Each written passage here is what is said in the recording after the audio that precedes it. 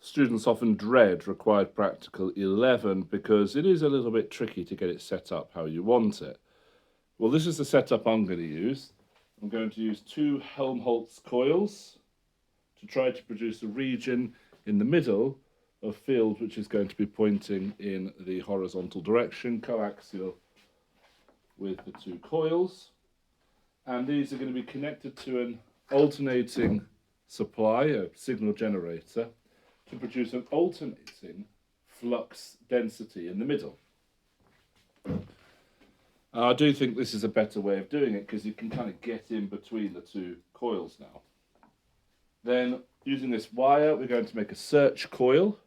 We're going to connect the search coil to an oscilloscope, and we are going to investigate the angle between the search coil and the coaxial line here, the angle between that and the coaxial line and its relationship to the induced EMF. Because what we're looking at is the relationship between flux linkage and the angle between the search coil and the magnetic flux density.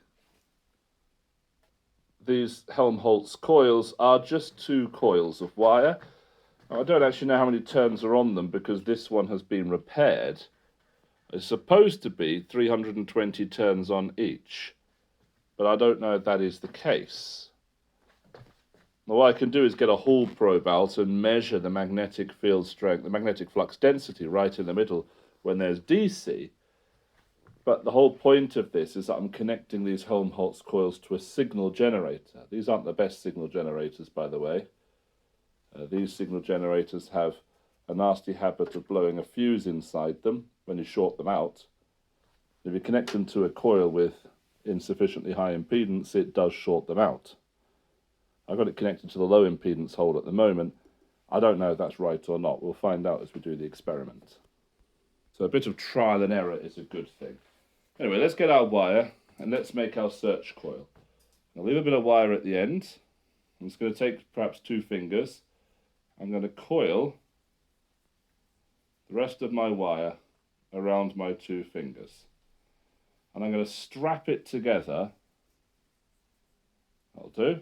And I'm going to strap it together using just masking tape, electrical tape, anything like that will do, to create a nice tight multi-turned loop of wire, coil of wire.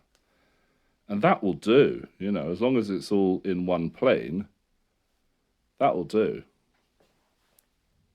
I mean, there are as many ways to do this experiment as there are opinions on the internet, so I'm going to go in the comments section, tell me how you do this practical. That's good.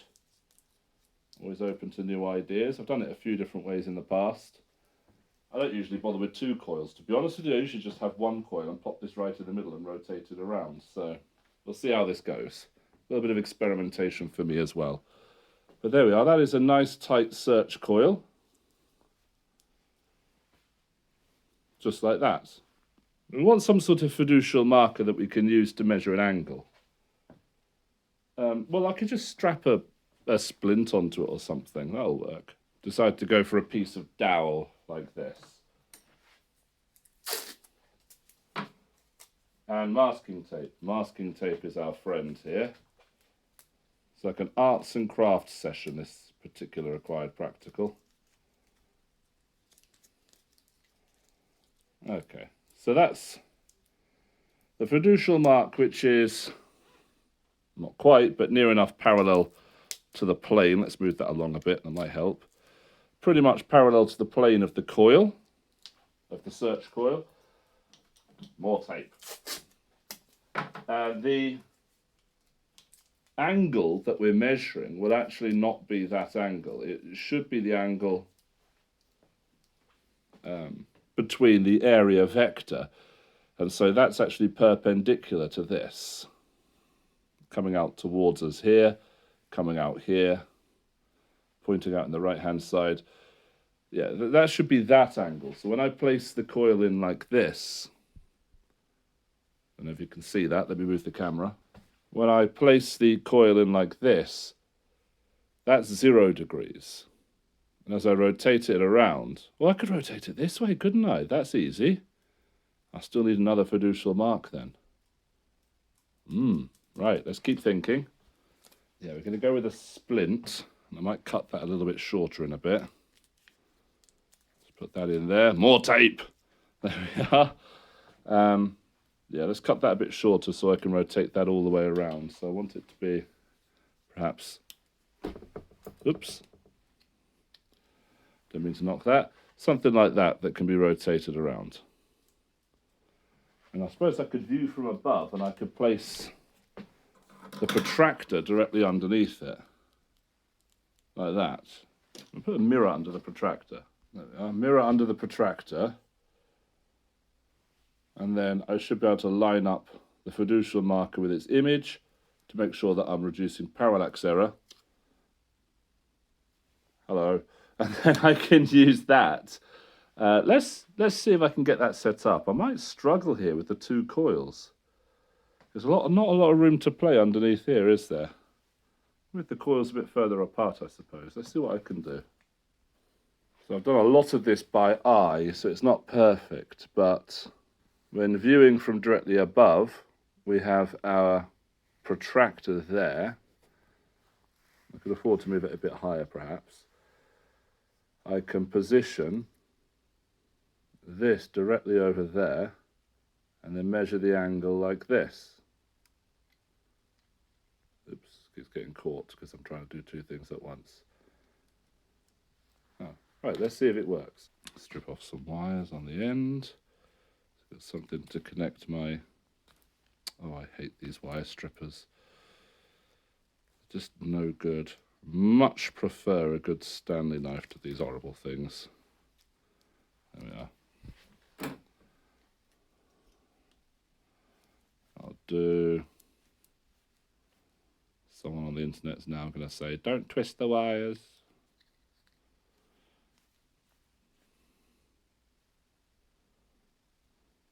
But there we are, I don't care. Right, now let's connect it.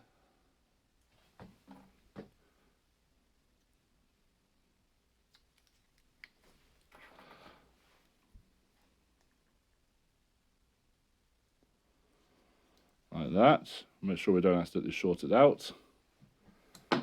Place it in here.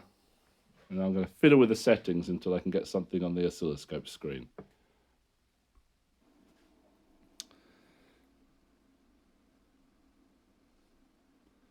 There's something funny with the triggering, isn't it? There we are. So if I rotate this around, drops to 0, increases, drops to 0, increases. You'll see it's pretty blurry.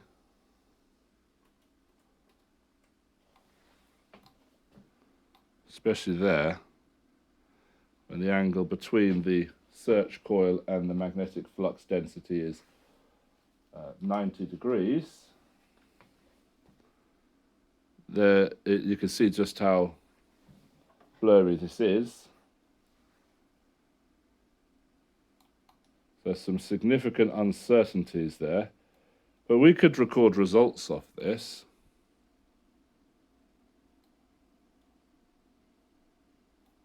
With enough practice and care, we could get some results off this.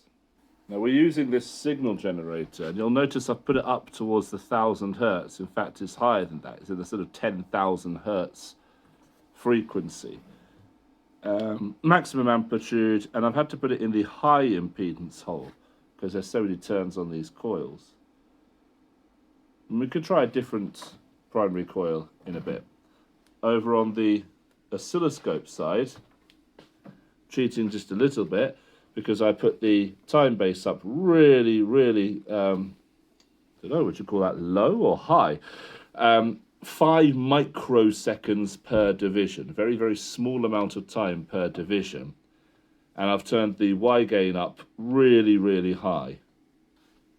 That's 10 millivolts per division. So I've increased the gain hugely so we can actually see the, and I've even pressed the ×5 button to increase the Y gain further still. So it's more like like a fifth of that, so it's 2 millivolts per division. So it's a little bit, a little bit naff. We could probably do better. So let's see if we can do better. Just before I put this away, this is an interesting one to demonstrate. When I have the Helmholtz coils connected up wrong, so instead of connecting A to A and Z to Z, I connect A to Z and A to Z. You see we've got flux linkage here, nothing in the middle. So the two magnetic fields cancel each other out. So you've got it wrong then, so you need to swap these around. Anyway, let's try a different setup. Well, that's far better. So I'm using just a single coil rather than the two Helmholtz coils. Let's move my camera a bit. A single coil rather than two coils for the primary, and then I'm using the coil here, the search coil, which I'm going to try and make sure is kept concentric with the other one, like that, and you can probably see the oscilloscope screen on the right. Going at a very high frequency, again, we're talking 100,000 hertz with a time base in the order of 5 microseconds per division.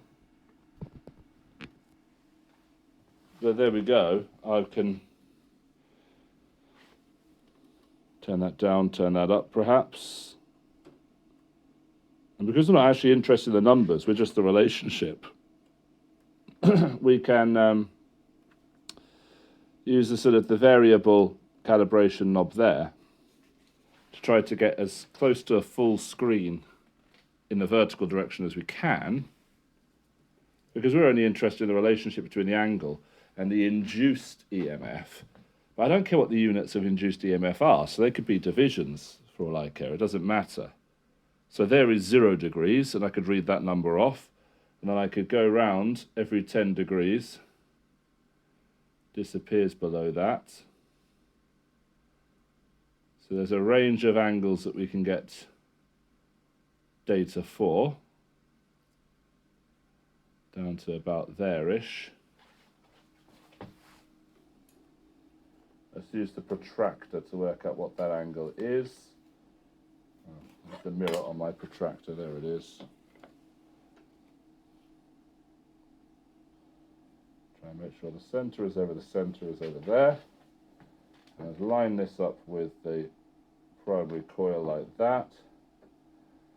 So that's 0 degrees, and 10, 20, 30, 40, 50, 60, 70, 80, and then 90, 80, 70, 60, 50, 40, 30, 20, 10, 0. So you could, with enough care, you'd have to clamp it in place. With enough care, you could get results from this quite nicely. I'm not going to bother getting the results, I'm just going to show you how to set it up. So this is one way of setting up, just a coil of wire. Again, I put it in the high impedance hole. Not convinced this is high impedance, but there we go. Very, very, very high frequency. And signal generator, time base needs to, not signal generator, oscilloscope, time base needs to be set appropriately so you can see what's going on.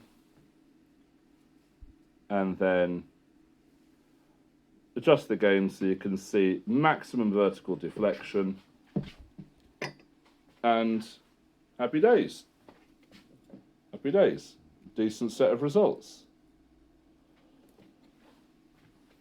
So if you want to use these results, I'm not sure why you would want to, not very well thought out, but if you want to use these results, let me go on then, I'll write them down.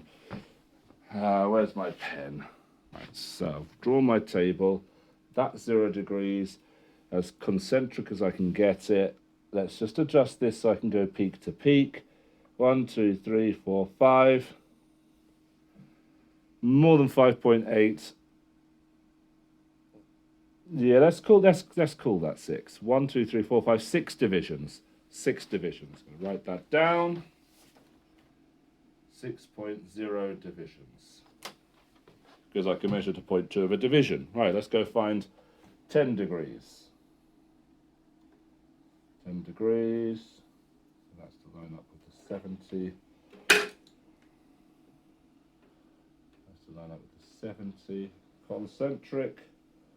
70.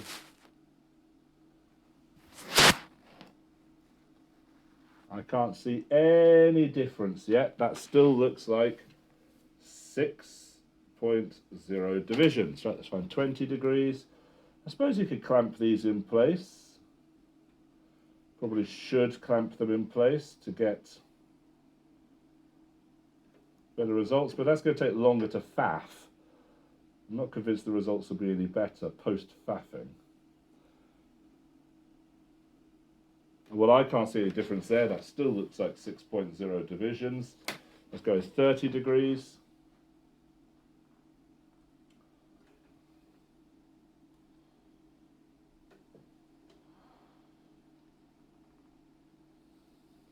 Right, that's definitely dropped.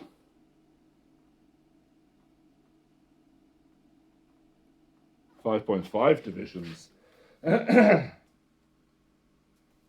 40 degrees, concentric. 40 degrees. Keep knocking the protractor.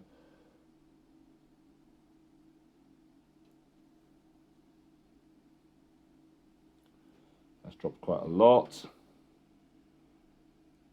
5 divisions, so 5.0. 50 degrees.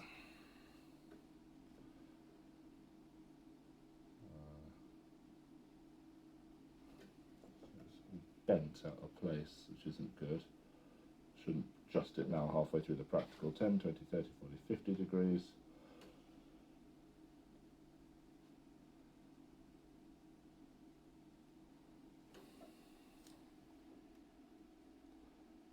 .6, maybe 3.7. Let's go with 3.7 divisions. Then 60 degrees. Line up with 60, concentric.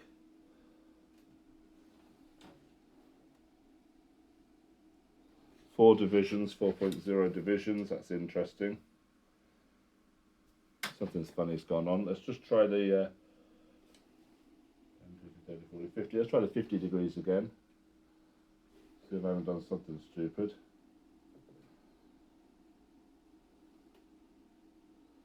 That's about 4 divisions.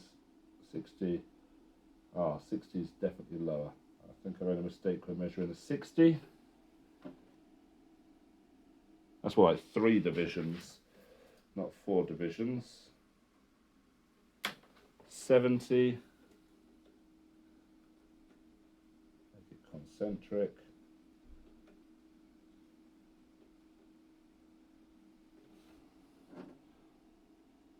.2 divisions. Well, those results are going to be terrible, of course. 80. Concentric, 80. 1.4 divisions. And then I can't get the 90. So I've got some results. Not sure how good they are. Probably not very good, let's be honest. Right, so you take your results, shove them in a spreadsheet and go, oh, look at that, it's a curve. How interesting. Well, what should that curve look like? Well, let's try some things out. We plot the EMF versus the cosine of the angle, which I've calculated here, between the search coil and the primary coil. We get something that looks a lot straighter, a little bit funky at the end, but it looks a lot straighter. How straight is it? Well, we're going to add trend line. Oh, I don't like the way Excel defaults it to being a dotted line. So let's make it a nice straight line. And we have a look at that. We think, well, there's no pattern there. It's sort of randomly spread about the line, which suggests there isn't a systematic error. If it's all following a sort of pattern, maybe, you know, all the ones this side of the line, then all the ones this side of the line, then all the ones this side of the line, that suggests a systematic error. This isn't that. This is all over the place. So random error is fine. I mean, there's going to be huge random errors. I mean, these divisions, I mean, these angles for a start are going to be plus or minus 5 degrees at least because of how dodgy the measurements of those angles were. Could be even plus or minus 10 degrees for each of those angle measurements. So the error bars on this are going to be significant. I mean, let's put those error bars in. So the way I'm going to put the error bars in is there's a sort of an upper limit, a lower limit. So I've taken the angle and I've added 5 degrees, which is this cell here, and subtracted 5 degrees from the angle before doing the cosine to get what the cosine is. Subtract this uncertainty and the cosine of the angle plus this uncertainty. So now I've got those, I can go into the graph,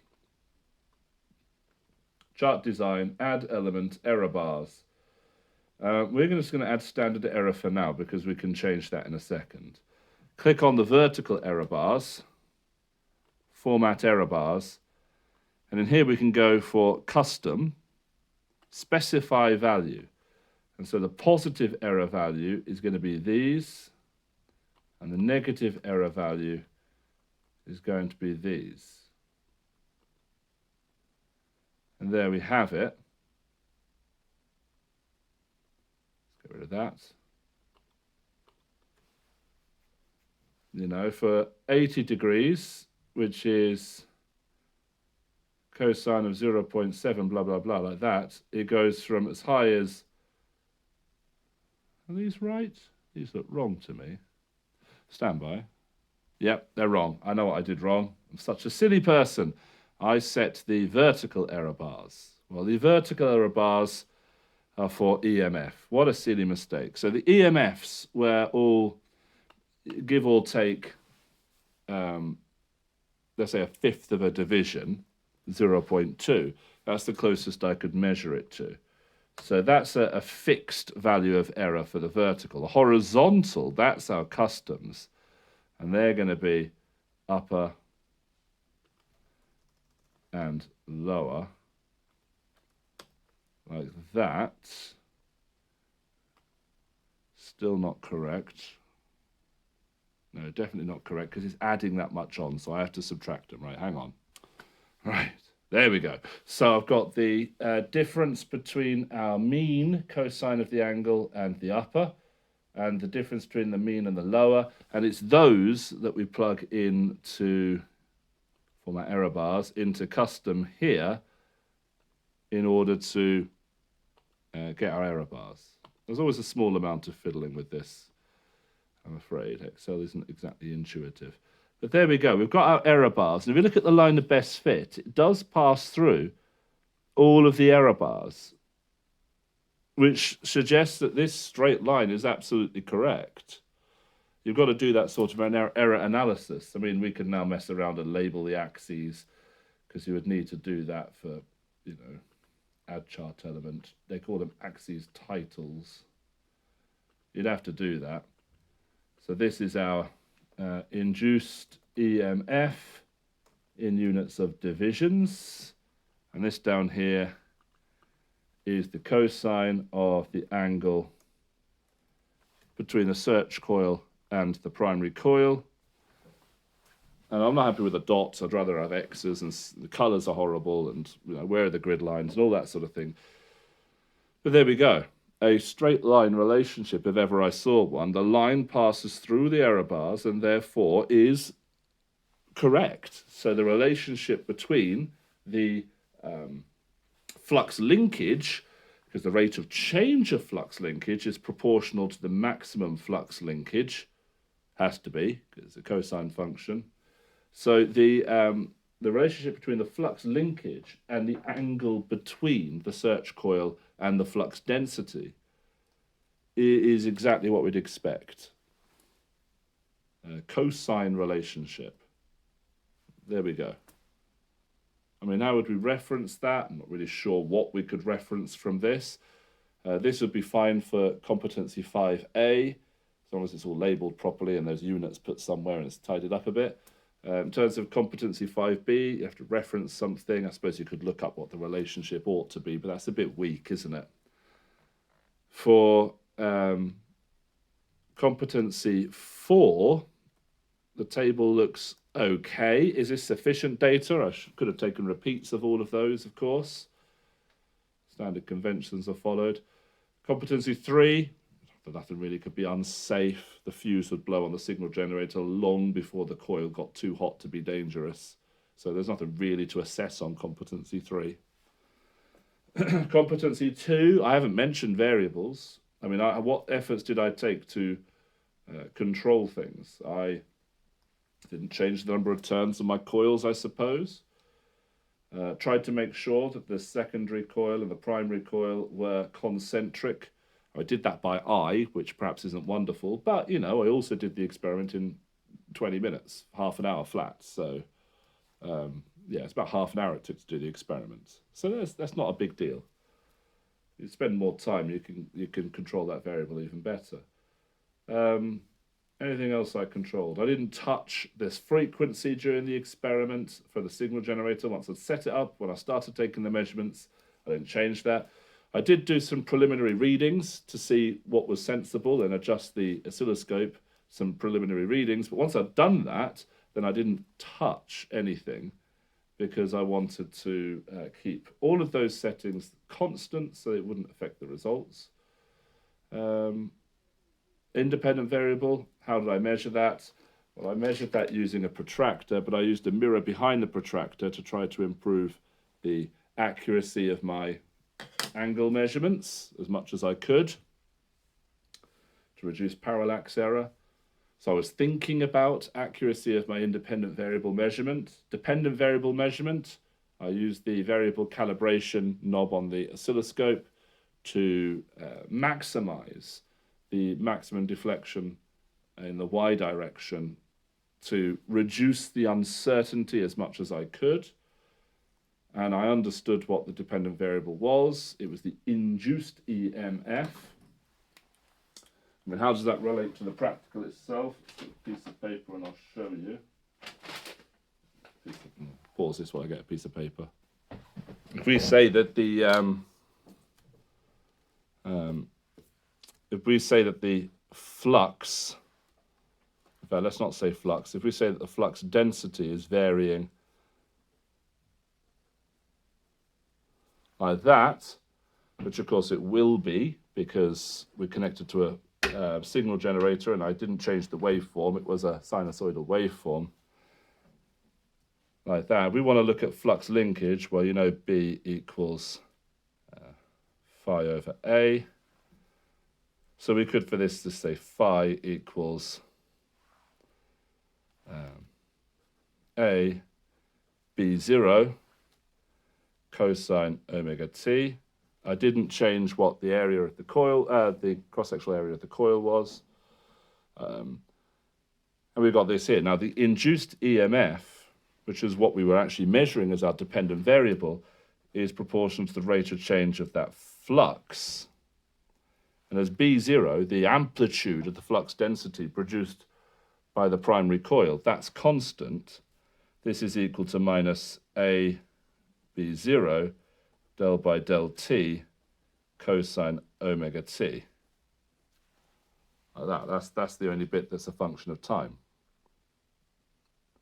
Well, I'm actually not interested in that because I was looking at peak to peak, which is what happens when this is at a maximum. So the this is going to equal to positive A B0 sine omega t. There we are, chain rule. So there's an omega in there as well. Well, I didn't change the frequency of the supply. I didn't change the area of the coil. And the maximum value that sine omega t can take is 1. So the peak EMF is equal to omega A B0, which means the peak EMF is proportional to B0. Well, that's fine, but then I changed the angle. I changed the angle between B0 and the search coil. And that's what I was investigating. In a sense, you can take that out and look at this bit here.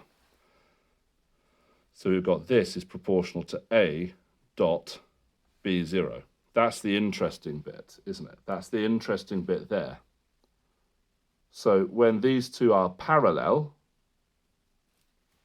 then we get the maximum. Remember, this is a dot product. So what we're saying here is that A dot B, they're both vectors, of course, is equal to the magnitude of A multiplied by the magnitude of B multiplied by the cosine of the angle between A and B. Like that. So when that angle was 0, we get the maximum A dot B, and therefore the maximum induced EMF. When cosine was 90, when the angle is 90, sorry, cosine of 90 is 0, 0, 0, 0 EMF. So that's what we're investigating there.